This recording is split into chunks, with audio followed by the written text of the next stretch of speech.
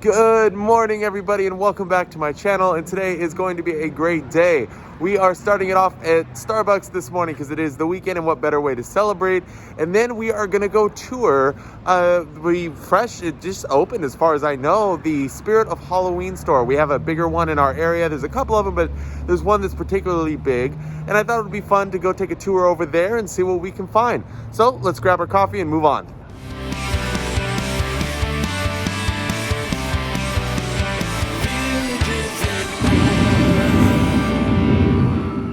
Alright guys, so I am coming to you now from my home studio. I wanted to share some thoughts and things that I saw, but it was really loud in Spirit and I couldn't get some good quality audio, so I thought a voiceover on and off throughout the video would be a cool thing to do. So here we go, we're walking into Spirit here and you are right there in front of the Halloween factory. This is a really cool idea. Spirit's done a lot of awesome displays in the past, and this one, there's definitely been some maybe more cooler ones when you first walk in, but I really, I thought it was cool. Part of the problem that I was having, because again, I'm going to judge it on first impressions all the way around. So if, stuff isn't set up all the way or things are missing, which is really what happened here, it's hard for me to say, this is really great when I can't see it as a whole. I don't know how soon, the store opened before I came, but I know it's been open for a little bit for sure. But it looked like they were missing quite a few animatronics, probably not their fault. Maybe it's COVID related. I don't know. But it definitely, it's hard to get the full scope of it, and you're going to see in this video too, there's definitely some props from prior years that they're using, some animatronics from prior years. I don't know what the deal is with that, if they just couldn't get everything there on time or what it is, but still, I know they keep some of the hotter items around for a while, so that's always cool to see as well. But it would have been, really cool to see it complete. So hopefully we'll get a chance to go back and see it again. But this prop you're looking at right now, this zombie guy with the wood, I thought that was killer. I really did. I enjoyed it. The thought, having him kneeling down and with the whole thing and it being a factory really, really sold it for me. I liked it. Now, this guy had the coolest arm in all of the place. That saw arm thing was just fantastic. So what an addition to a Halloween costume that would have been. And he's really big too. So that brings us to now the production side of things. You're going to see there an inside look of the factory and a very random scarecrow. So again, I'm assuming that they are kind of filling things in based on what Spirit had in stock at that moment when they opened or whatever. I don't know that the scarecrow actually goes there, but that's where he was. They had, a couple TV screens there, and, there I'm just kind of showing you the kind of closer up details, but, it was really cool. I like the factory idea. I've always been into that kind of Halloween, deep factory kind of stuff. I like that, the warehouse kind of thing.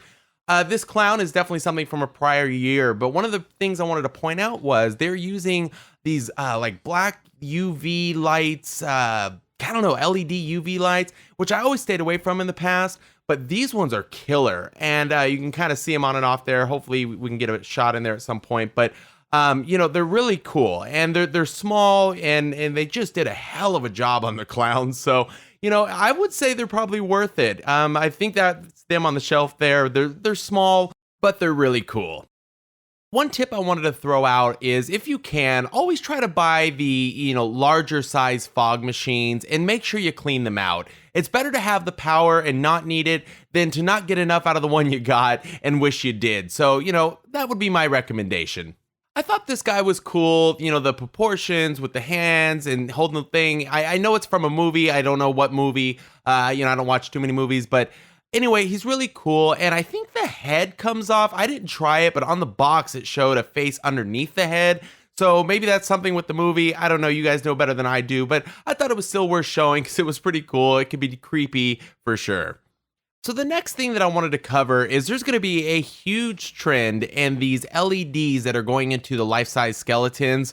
Right now, it's just the life size, but my guess is in the future, anything with a skeleton head is going to have these. They're really, really cool. I think that's it there, but it's not on. I think that's what that one is. But they definitely had them in the earlier part of the video. I think you saw it sitting next to the conveyor belt. I think they're also available at like Home Depot and stuff. It's going to be a new trend because it's just awesome.